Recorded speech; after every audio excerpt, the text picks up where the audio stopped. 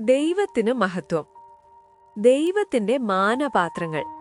അല്ല, കുശവന് അതേ പിണ്ഡത്തിൽ നിന്ന് ഒരു പാത്രം മാനത്തിനും മറ്റൊരു പാത്രം അപമാനത്തിനും ഉണ്ടാക്കുവാൻ മണ്ണിന്മേൽ അധികാരമില്ലയോ? റോമർ 9:21. മണ്ണുകൊണ്ട് പാത്രങ്ങൾ ഉണ്ടാക്കുന്ന ഈ കുശവനെക്കുറിച്ച് നാം ചിന്തിക്കുമ്പോൾ നിലത്തെ പൊടി കൊണ്ട് മനുഷ്യനെ നിർമ്മിക്കുന്ന ദൈവമാണ് നമ്മുടെ മനസ്സിൽ വരിക. കുറിവാക്യത്തിന്റെ മുൻപും പിൻപുമുള്ള വാക്യങ്ങളെ നാം ശ്രദ്ധിച്ചാലും ദൈവത്തെക്കുറിച്ചുള്ള പരാമർശമാണ് ഇത് എന്ന് നമുക്ക് മനസ്സിലാകും. ആകയാൽ ഇവിടെ വ്യക്തമാക്കപ്പെടുന്ന പാത്രങ്ങളെല്ലാം തന്നെ മനുഷ്യരാകുന്ന നാമാണ്.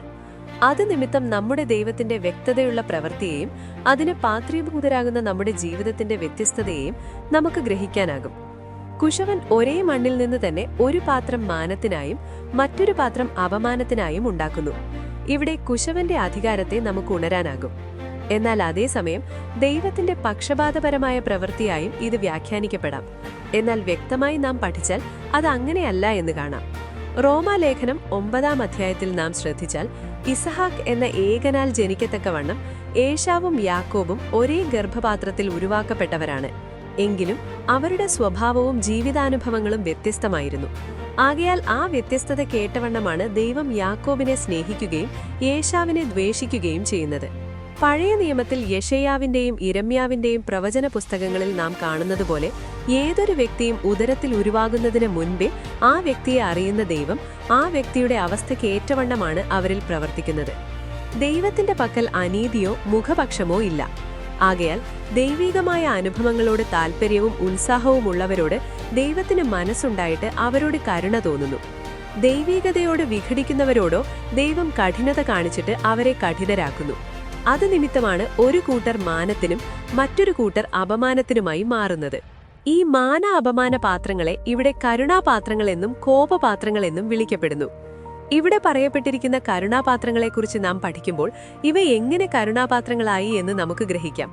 പാവമൊഴികെ സർവ്വത്തിലും നമുക്ക് തുല്യനായി പരീക്ഷിക്കപ്പെട്ടവനാണ് യേശു.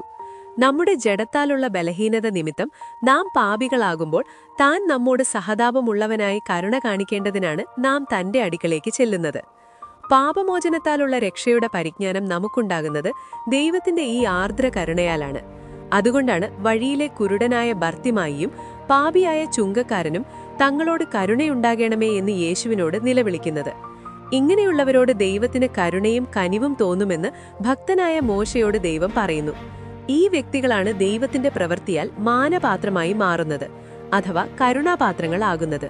മറുഭാഗത്ത് ദൈവം തന്റെ കോപം കാണിപ്പാനും ശക്തി വെളിപ്പെടുത്തുവാനുമായി ചിലരെ അപമാനത്തിനായി കോപപാത്രങ്ങളാക്കുന്നതായി കാണാം. അവരാരെന്നാൽ ദൈവികമായ അനുഭവങ്ങളോട് താൽപ്പര്യമില്ലാത്തവരായി ദൈവത്തിൽ നിന്നകന്ന് പാപത്തിൽ ജീവിക്കുന്നവരാണ്. അവർ പാപമോചനത്തിനായി ദൈവത്തോട് കരുണയ്ക്കായി അപേക്ഷിപ്പാൻ ഉത്സാഹമില്ലാതെ പാപതൽപരരായി പാപികളായി ജീവിക്കുമ്പോൾ ദൈവം അവരെ തന്റെ കോപം കാണിപ്പാനും ശക്തി വെളിപ്പെടുത്തുവാനുമായി കോപപാത്രങ്ങളാക്കുന്നു. അങ്ങനെയുള്ളവരുടെ ഹൃദയത്തെ ദൈവം കഠിനപ്പെടുത്തുന്നു. ഫറവോന്റെ ഹൃദയത്തെ ദൈവം ഓരോ പ്രാവശ്യവും കഠിനപ്പെടുത്തിയിട്ട് അതിനാൽ അവൻ തുടർച്ചയായി ദൈവത്തോട് പാപം ചെയ്യുന്നവനാകുന്നു. ഫറവോന്റെ ജാതിയായ അമോര്യരുടെ അതിക്രമം തികയുവോളം ദൈവം അവരെയും ഫറവോനെയും കഠിനപ്പെടുത്തി പാപത്തിനേൽപ്പിച്ചതുപോലെ ഈ കോപപാത്രങ്ങളുടെ ജീവിതത്തിലും അവരെ ദൈവം കഠിനരാക്കുന്നു. രക്ഷിക്കപ്പെടുന്നതിനു മുൻപ് മറ്റുള്ളവർ പോലെ നാം ജീവിച്ച കാലത്തെക്കുറിച്ച് പറയുമ്പോൾ ജഡമോഹങ്ങളിൽ നടന്ന് ജഡത്തിനും മനോവികാരങ്ങൾക്കും ഇഷ്ടമുള്ളത് ചെയ്തതിനാൽ നാമും കോപത്തിന്റെ മക്കളായിരുന്നു. അങ്ങനെയുള്ളവർ തങ്ങളുടെ കാഠിന്യത്താലും അനുതാപമില്ലാത്ത ഹൃദയത്താലും ദൈവത്തിന്റെ നീതിയുള്ള വിധി വെളിപ്പെടുന്ന കോപ ദിവസത്തേക്ക് തങ്ങൾക്ക് തന്നെ ദൈവകോപം ചരത്തിവെച്ചുകൊണ്ട് ന്യായവിധിയിൽ അകപ്പെടുന്നു. അവരുടെ പാപം തികയുമോളം ദൈവം അവരെ വളരെ ദീർഘക്ഷമയോടെ സഹിക്കുന്നു എന്നുള്ളതാണ് സത്യം. ഇവർ നാശയോഗ്യരാണെങ്കിലും നാശയോഗ്യനായ യൂദായെ യേശു സഹിച്ചുകൂടെ നടന്നതുപോലെ ദൈവവും അവരെ സഹിക്കുന്നു. ഇസ്രായേൽ മക്കളുടെയും ദുശാഠ്യം കൂടിയ ദുസ്വഭാവത്തെ ദൈവം 40 സംവത്സരത്തോളം സഹിച്ചതായി കാണുന്നു. രാജസ്ഥാനത്ത് നിന്ന് തള്ളപ്പെട്ട ശൗലിനെയും ദീർഘവർഷം ദൈവം സഹിച്ച ശേഷമാണ് നാശയോഗ്യനാകയാൽ നശിപ്പിച്ചത്. ഹൃദയകാഠിന്യം സംഭവിച്ചവർ സകല അശുദ്ധിയും പ്രവർത്തിപ്പാൻ ദുഷ്കാമത്തിന് തങ്ങളെ തന്നെ ഏൽപ്പിക്കുന്നവരായി ആ കാര്യങ്ങളിൽ അത്യാഗ്രഹത്തോടെ ഉത്സാഹിക്കുന്നു. അവരുടെ അകൃത്യങ്ങളുടെ പൂർണ്ണതയിൽ ഫറവോനെ ദൈവം നശിപ്പിച്ചതുപോലെ അവരെയും നശിപ്പിക്കും.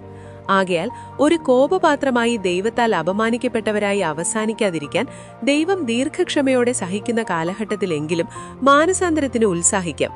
ദൈവം ദീർഘക്ഷമ കാണിക്കുന്നത് മാനസാന്തരപ്പെടാനാണ് എന്നറിഞ്ഞ് മാനസാന്തരപ്പെട്ടാൽ ദൈവത്തിന്റെ ദീർഘക്ഷമ അവർക്ക് രക്ഷയായി മാറുവാൻ ഇടയാകും.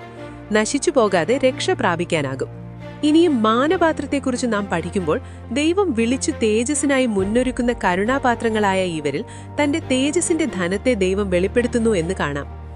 ദൈവികമായ മുൻനിർണയം പ്രാപിച്ച് ദൈവത്തിന്റെ കരുണ പ്രാപിക്കുന്നവരെ വിളിക്കുന്ന ദൈവം അവരെ നീതീകരണത്തിലേക്കും തുടർന്ന് തേജസ്സിലേക്കും നടത്തുന്നു. നമ്മുടെ കർത്താവായ യേശുക്രിസ്തുവിന്റെ മഹത്വം പ്രാപിപ്പാൻ വിളിക്കപ്പെട്ടവരാണ് ഇവർ. നമ്മുടെ ജീവനായ ക്രിസ്തു വെളിപ്പെടുമ്പോൾ ഇവരും തേജസ്സിൽ വെളിപ്പെടും. യേശുക്രിസ്തുവിന്റെ പ്രത്യക്ഷതയുടെ നാളിലാണ് തേജസ്സും മാനവും പുകഴ്ചയും എല്ലാം ഉണ്ടാകുന്നത്.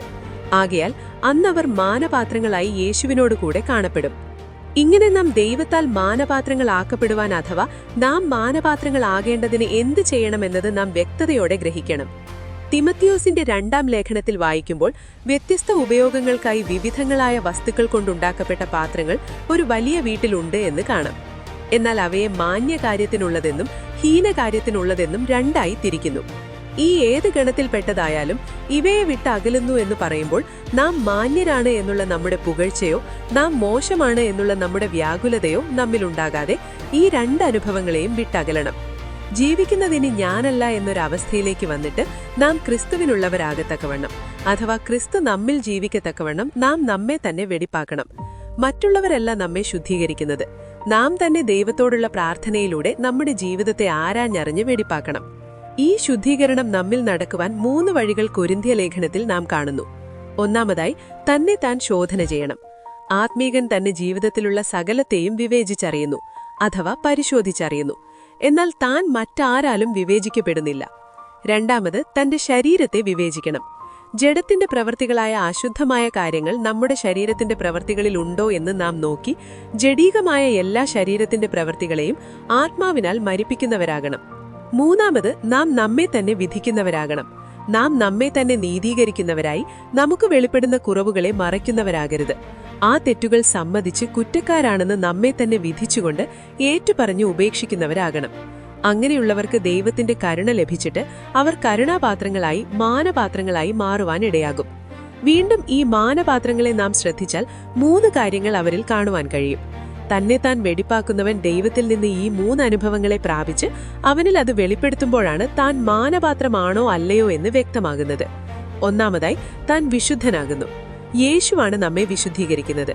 യേശു പരിശുദ്ധാത്മാവിനെ പിതാവിൽ നിന്ന് വാങ്ങി നമുക്ക് തന്നുകൊണ്ട് പരിശുദ്ധാത്മാവിനാൽ നമ്മെ വിശുദ്ധീകരിക്കുന്നു. മാത്രമല്ല ദൈവവചനത്താലും പ്രാർത്ഥനയാലും നമ്മുടെ ജീവിതം വിശുദ്ധമാക്കപ്പെടുന്നു. രണ്ടാമത് ഉടമസ്ഥനായവരെ ഉപയോഗമുള്ളവരായി കാണപ്പെടും. ഉപയോഗമുള്ളവരെയാണ് ചേർത്ത് നിർത്തുന്നത്. അല്ലാത്തവരെയെല്ലാം ഉപേക്ഷിക്കും. പാത്രങ്ങളായാലും ഉപകരണങ്ങളാണെങ്കിലും കളയുവാനിടയാകും. താൻ അറിഞ്ഞ് മാനപാത്രമാക്കുന്നവരെ ദൈവം ഉപയോഗമുള്ള ഉപകരണങ്ങളാക്കി തന്റെ കയ്യിലും പൂണിയിലും സൂക്ഷിക്കുന്നു. അങ്ങനെ നാം ദൈവത്തിനും മനുഷ്യർക്കും നല്ല പ്രയോജനമുള്ളവരാകും. മൂന്നാമത് നല്ല വേലയ്ക്കൊക്കെയും ഒരുങ്ങിയിരിക്കുന്നവരാകും. ദൈവത്താൽ ഉപയോഗിക്കപ്പെട്ടിട്ട് നല്ല പ്രവൃത്തികൾ ചെയ്യുന്നവരാകും. ദൈവം ചെയ്തതൊക്കെയും എത്രയും നല്ലതായിരുന്നു. യേശുവും സകലവും നന്നായി ചെയ്യുന്നു. ആകയാൽ നാം ദൈവത്തിന്റെ നല്ല വേലയ്ക്കൊക്കെയും ഒരുങ്ങിയിരിക്കുമ്പോൾ നാം ചെയ്യുന്നതും നമ്മിലൂടെ വെളിപ്പെടുന്നതും എല്ലാം നല്ലത് തന്നെയായിരിക്കും. മാത്രമല്ല എല്ലാ തിരുവെഴുത്തും നമുക്ക് പ്രയോജനമുള്ളതാകയാൽ ദൈവവചനത്തിലൂടെ നടത്തപ്പെട്ടിട്ട് സകല സൽപ്രവൃത്തിക്കും വക പ്രാപിച്ചവരാകുന്നു. അങ്ങനെ സൽപ്രവൃത്തികളിൽ ശുഷ്കാന്തിയുള്ള ഒരു ദൈവത്തിന്റെ സ്വന്തം ജനമാകും. ഈ 3 അനുഭവങ്ങളും നമ്മിൽ വ്യക്തതയോടെ വെളിപ്പെടുമ്പോഴാണ് നാം ദൈവത്താൽ മാനപാത്രങ്ങളാകുന്നത്. ആകയാൽ നമ്മെ തന്നെ പരിശോധിച്ച് ക്രമീകരിച്ച് നമുക്ക് ദൈവത്താൽ ഉരുവാക്കപ്പെട്ട മാനപാത്രങ്ങളായി തീരാം. കർത്താവിന്റെ പ്രത്യക്ഷയിൽ മാനിക്കപ്പെടുന്നവരായി കാണപ്പെടാം. ദൈവമായ കർത്താവ് നമ്മെ അതിന് സഹായിച്ച് ഒരുക്കുമാറാകട്ടെ.